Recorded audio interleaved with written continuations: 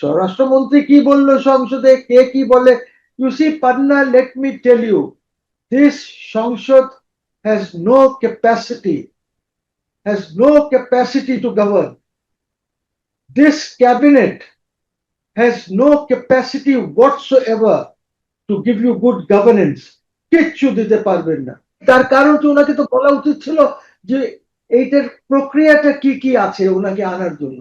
এত উচ্ছ্বাসের কি আছে? যদি না দেয় ওনার এই উচ্ছ্বাসটা কোথায় যাবে? This is on record in the parliament. এত উচ্ছ্বাসের তো কিছু নাই।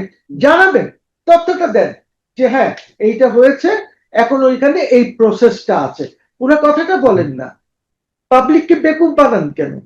পুরো তথ্য বলেন যে ওনার বেল হতে পারে, আইনে বেলের প্রভিশন আছে, ওদের কোর্ট ডিসাইড করবে এক্সট্রাডিশন হবে কি হবে না, আমাদেরকে 30 দিনের মধ্যে কাগজপত্র পাঠাতে হবে। বলেন না, পুরো প্রসেসটা বলেন না, জনগণকে জানান। আপনি অর্ধেক, আপনি 1/10 জানাবেন আর বাকি 90% জানাবেন না। এটা হলো যে এতদিন তো কিছু ছিল না, ইউনুস আসার পর তো সে 7 সিস্টার নিয়ে কথাবার্তা বলা, তার তার যেভাবে বে অফ বেঙ্গলের ব্যাপারে কথাবার্তা বলেছে, although he knows nothing about বে অফ বেঙ্গল। তো এইসব কথা বলাতে যেটা হয়েছে যে দে হ্যাভ বিকাম এগ্রেসিভ। তারা 3টা গ্যারিসন করেছে। These are not defensive গ্যারিসনস।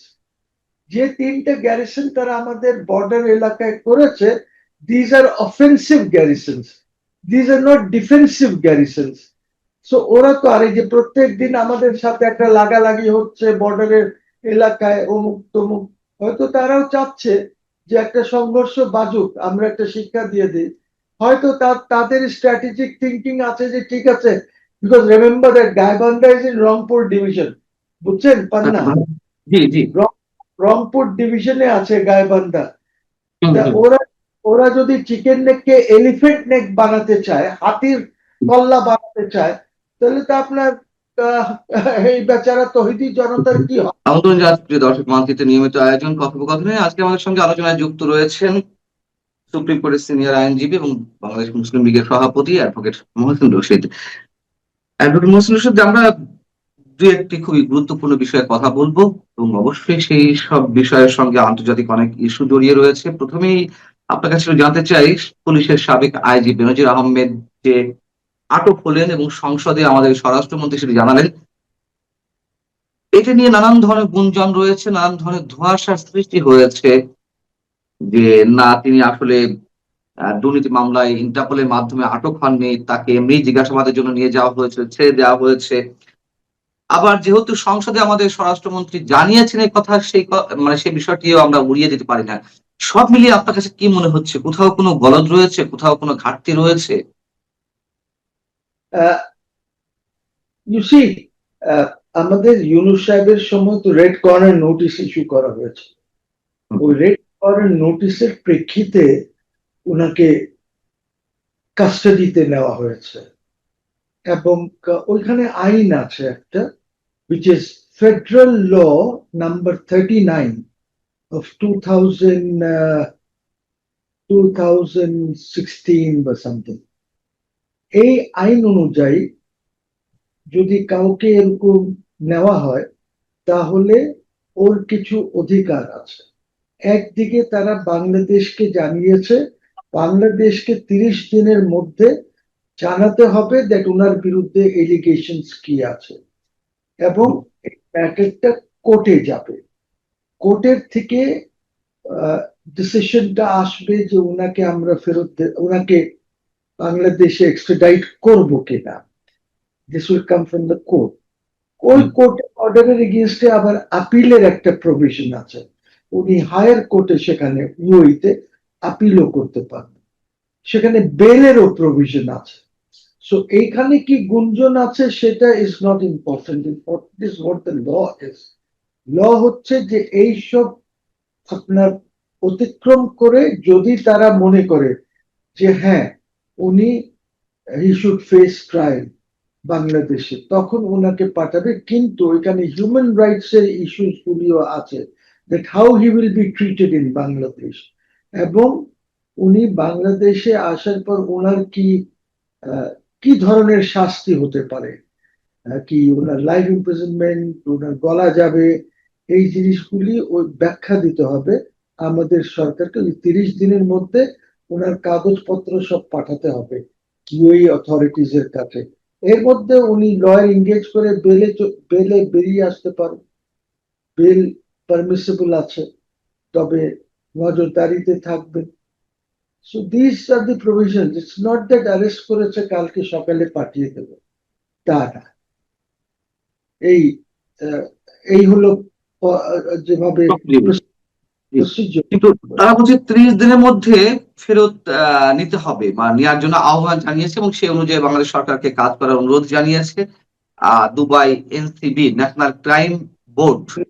না না না না, 30 দিনের মধ্যে আমাদেরকে ওনার ব্যাপারে সব কাগজপত্র তথ্য দিতে হবে।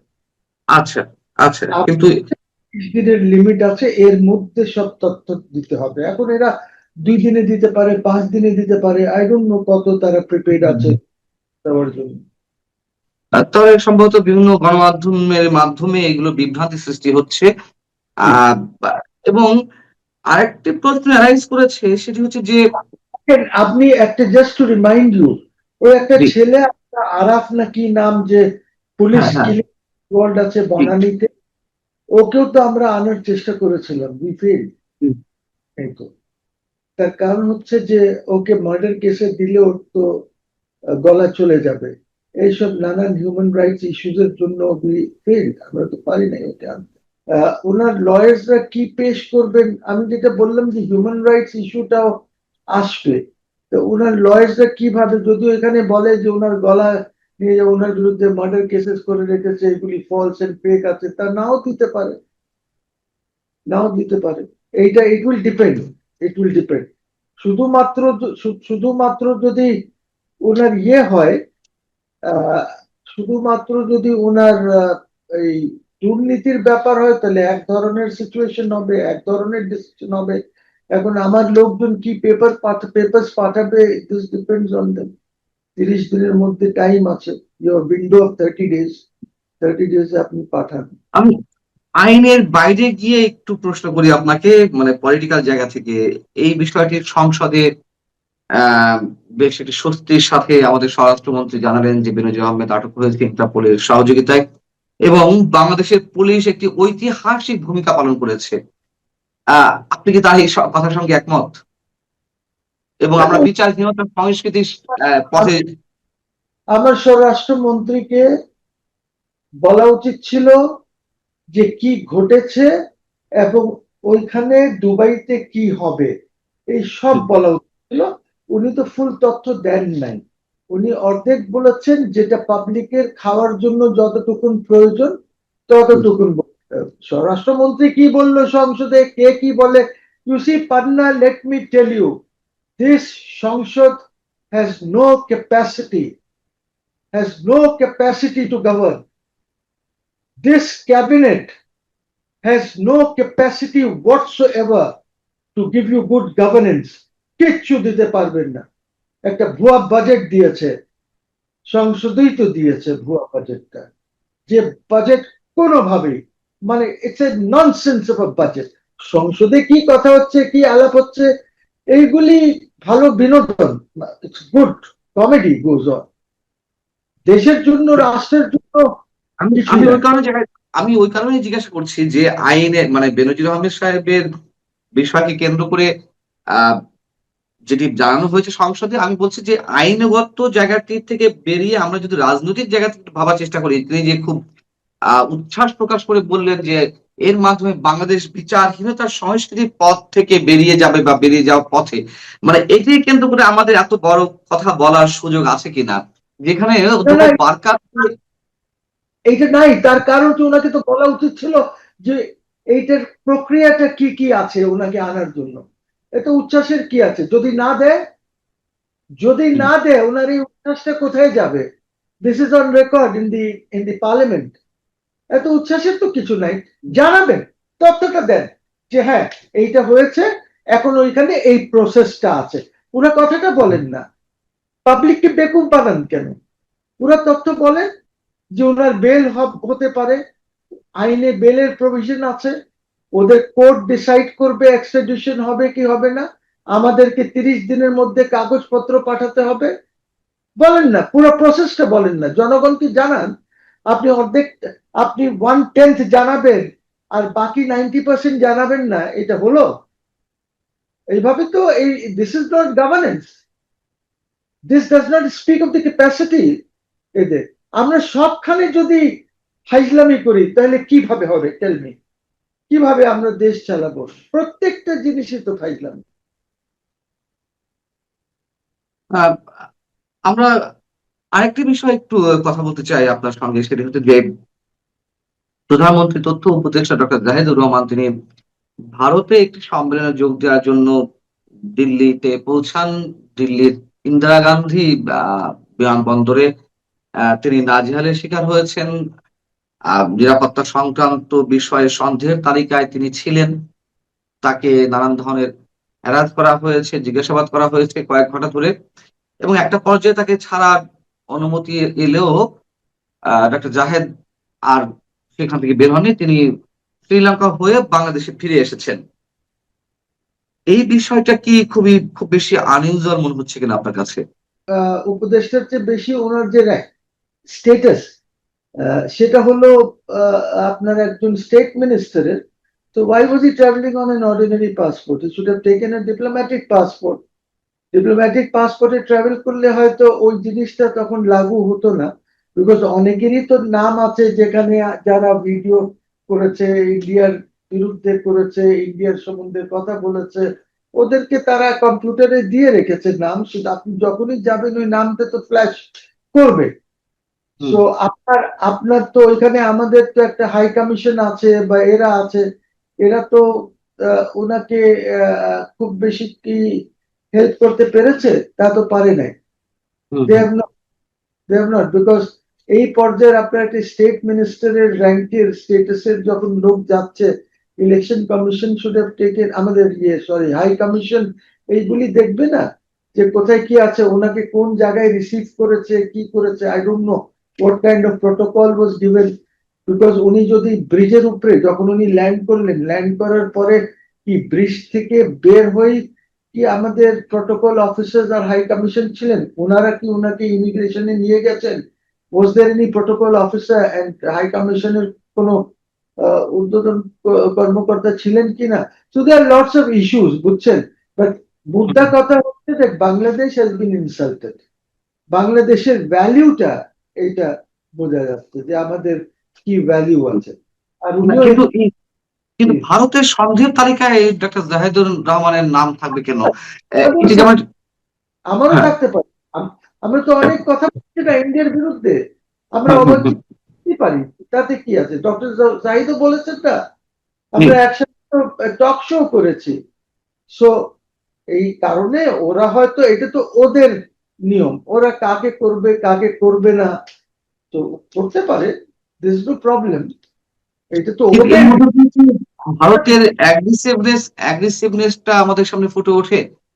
ভারত বর্তমান সরকারের সঙ্গে, মানে বাংলাদেশ ভারতের সম্পর্ক যেখানে যাওয়ার একটা চেষ্টা আমরা দেখছিলাম, সেখান থেকে তো অনেকখানি ছন্দপতন আমরা দেখছি।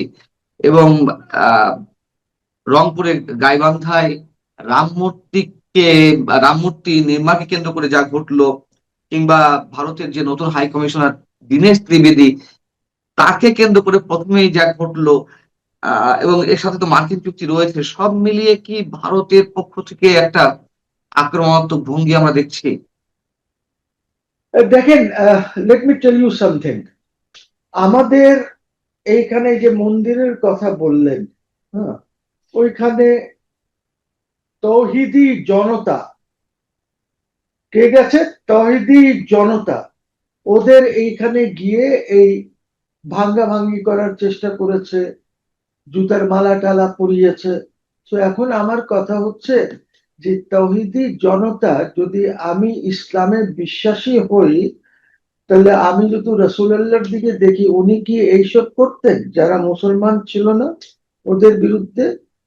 ওনার তো তৌহিদ আছে। আপনি এত তৌহিদি জনতা মাজার পুড়িয়ে দিবেন, ঘর বাড়ি ভেঙে দেবেন, আপনি মব সৃষ্টি করবেন, that is also a mob. আপনি মব সৃষ্টি করেছেন। আপনি উত্তরা উত্তরাও যে রাজুকের স্কুল এন্ড কলেজ, সেখানে গতকালকে মব সৃষ্টি করা হয়েছে। 4 জন টিচার্স আর ইনভলভ ইন ওই মব সৃষ্টি করার মধ্যে। একজন কর্মকর্তার বিরুদ্ধে মব সৃষ্টি করা হয়েছে, বিকজ বলা হচ্ছে দ্যাট উনি কি দোষর, আওয়ামী লীগের দোষর। আরে একজন এখানে কাজ করে, কিসের আওয়ামী লীগের দোষর? আপনি সবাইকে কাউকে যেটা যাকে পছন্দ হবে না আওয়ামী লীগের দোষর। তো তহিদি জনতা ভুল করছে, এবং এই ভুলের তো দিতেই হবে আমাদেরকে। That is Y India is very aggressive. What's wrong India যদি এগ্রেসিভ হয়? আপনাকে বুঝতে হবে ইন্ডিয়া এই এলাকায় ইজ এ ডমিনেন্ট পাওয়ার। এই আমার সাউথ এশিয়ার মধ্যে ইটস এ ডমিনেন্ট পাওয়ার, এবং এই ডমিনেন্ট পাওয়ার হলে ওদের তো এই অ্যাটিটিউড যেটা ওরা দেখাচ্ছে, এটা দেখাবে। আমেরিকা দেখায় না, নর্থ আমেরিকায় বলে না ক্যানাডা নিয়ে নেব, ভেনেজুয়েলাতে করেছে না, because America is a dominant power. So এই ডমিনেন্ট পাওয়ার হলেই হেজমনিক টেন্ডেন্সিজ হবে। আমাদেরকে ইন্ডিয়ার সাথে, আমি বলছি না যে আমাদেরকে একদম নতজানু হয়ে কাজ করতে হবে না, বাট আমরা সভরেন ইকুয়ালিটি, ডিগনিটির সাথে আমরা একসাথে কোএক্সিস্ট করতে হবে। যদি আমরা কোএক্সিস্ট না করি, তাহলে আমাদের sovereignty will be at stake. এবং এই সব এতদিন তো কিছু ছিল না। ইউনুস আসার পর তো সে 7 সিস্টার নিয়ে কথাবার্তা বলা, তার তার যেভাবে বে অফ বেঙ্গলের ব্যাপারে কথাবার্তা বলেছে, although he knows nothing about বে অফ বেঙ্গল। তো এইসব কথা বলাতে যেটা হয়েছে যে দে হ্যাভ বিকাম এগ্রেসিভ। তারা 3টা গ্যারিসন করেছে।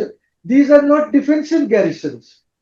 যে 3টা গ্যারিসন তারা আমাদের বর্ডার এলাকায় করেছে, these are offensive garrisons, these are not defensive garrisons. So ওরা তো, আর এই যে প্রত্যেক দিন আমাদের সাথে একটা লাগালাগি হচ্ছে বর্ডারের এলাকায়, অমুক তমুক, হয়তো তারাও চাচ্ছে যে একটা সংঘর্ষ বাজুক, আমরা একটা শিক্ষা দিয়ে দিই। হয়তো তাদের স্ট্র্যাটেজিক থিঙ্কিং আছে যে ঠিক আছে, because remember that Gaibandha is in Rangpur division. বুঝছেন পান্না? জি জি। রংপুর ডিভিশনে আছে গাইবান্ধা। হুম, তা হুম। ওরা ওরা যদি চিকেন নেককে এলিফেন্ট নেক বানাতে চায়, হাতির কল্লা বানাতে চায়, তাহলে তো আপনার আহ, এই বেচারা তহিদি জনতার কি হবে? এই হ্যাঁ, তার কি তহিদি কোনো সম্ভাবনা আছে?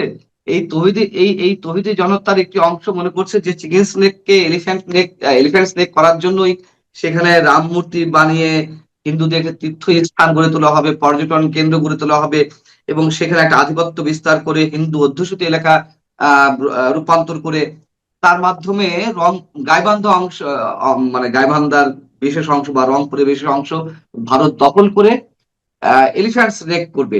এর কোনো বাস্তবতা কি আসলেই আছে? Why not? ওদের স্ট্র্যাটেজিক থিঙ্কিং তো থাকতেই পারে। ওরা তো হুম। সবসময় এসেছে যে আমাদের army should have never been withdrawn from Bangladesh. তো বঙ্গবন্ধু যুদ্ধ এইটা সম্ভব হয়েছে, ওইখানে আর কেউ থাকলে তো সম্ভবই হতো না। তারা তো এখানে ব্যারেক ট্যারেক করার জন্য ডিজাইন বানিয়ে একদম সব বঙ্গবন্ধুর কাছে নিয়ে গেছিল। সো থ্যাংকস টু বঙ্গবন্ধু যে এখানে তারা করেনি। তারপরে আমার তহিদি জনতা যেভাবে ধরেন, আমরা খুব এগ্রেসিভলি ইউনুসের সময় যেভাবে টার্কি পাকিস্তানের সাথে যেভাবে আমরা অগ্রসর হয়েছি, এই জিনিসগুলি তো ওদের চোখে বাজবেই। আপনি ড্রোন ফ্যাক্টরি করবেন হাটে, আপনি করবেন, তারপরে এখন আমরা যে ধরেন এই যে বেরাজ মেরাজ করতে যাচ্ছি। সো ওদের সাথে বোঝাপড়া না করে, ওদের সাথে কথা না বলে, আমাদের গঙ্গা জলের যে আছে রিনিউয়াল না করে, এইগুলি একটা হচপচ অবস্থায় আমরা আছি। একদম খুবই হচপচ অবস্থা, আমাদের ইন্টারন্যাশনাল রিলেশনস খুবই খারাপ।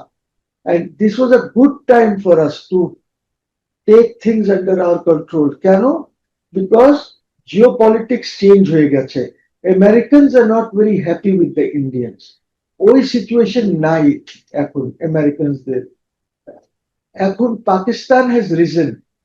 গ্লোবাল স্ট্যান্ডিং আর র্যাঙ্কিং এ পাকিস্তান এখন অনেক উপরে চলে গেছে। এই যে তারা একটা এগ্রিমেন্ট করিয়ে দিচ্ছে, ওইখানে ওদের সাথে মধ্যস্থতা করাচ্ছে আমেরিকার সাথে, এসের সাথে অনেক কারণে ওদের র্যাঙ্কিং অনেক বেড়ে গেছে। তারপরে ধরেন ইন্ডিয়ার সাথে যে অপারেশন সিন্দুর হলো, ওইখানে যে মুখ থুবড়ে পড়েছে ইন্ডিয়া, এইগুলির জন্য একটা সিচুয়েশন ডিফারেন্স, ওইখানকার কথা বলছি না। আমরা ওই সিচুয়েশনে নাই।